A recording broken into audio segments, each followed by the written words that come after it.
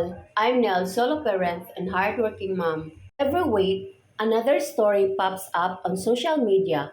Some foreigners crying over a broken relationship with a younger Filipina. Age gap relationships between foreigners and Filipinas are booming online, but the truth nobody wants to admit. A high percentage of these relationships crash and burn. That's exactly what we are breaking down today.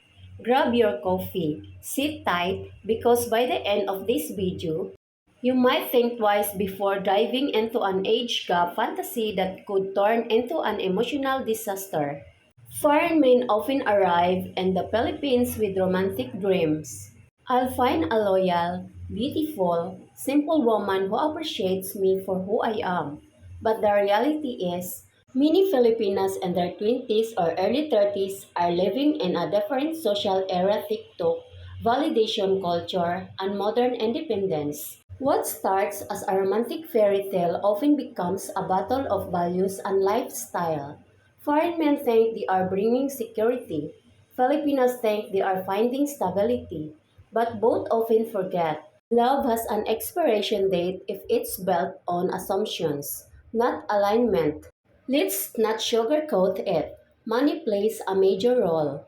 Some Filipinos enter age gap relationships hoping for a better life, not necessarily out of manipulation, but out of necessity. Foreigners, meanwhile, mistake attention for affection.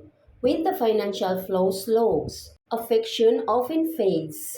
Foreigners fall in love with generosity, not realizing they have been paying for a performance. And when the slow ends, they start wondering what went wrong. Age gap, generation gap. The foreigner wants space, quiet, and loyalty. The Filipino wants excitement, freedom, and attention. Communication styles differ. One is logical, the other emotional. Result: misunderstandings, insecurity, and silent resentment. When she is scrolling social media and you're watching Netflix, documentaries, that's not age gap romance. That's two different worlds sharing a Wi-Fi password. TikTok, Facebook, and YouTube are foiling unrealistic expectations.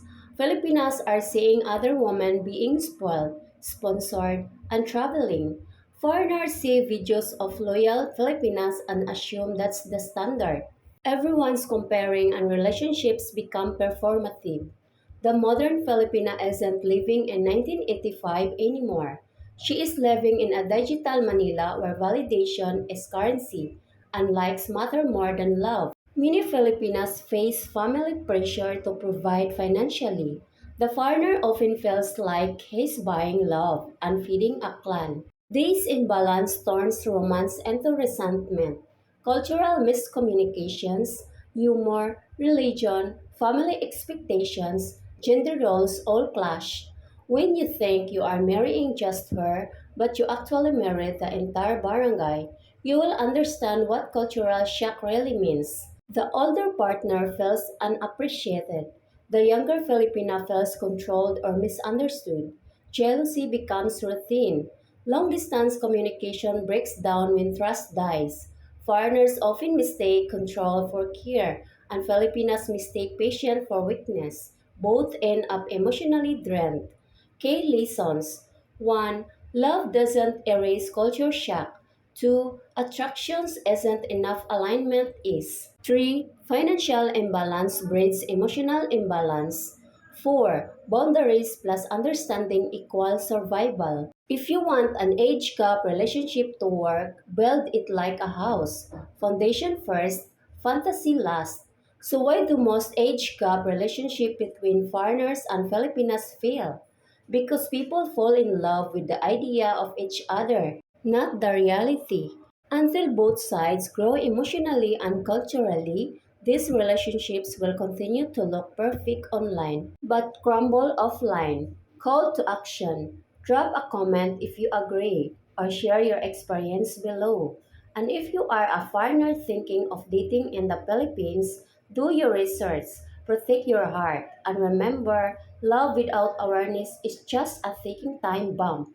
Thank you for subscribing to my channel. See you next episode.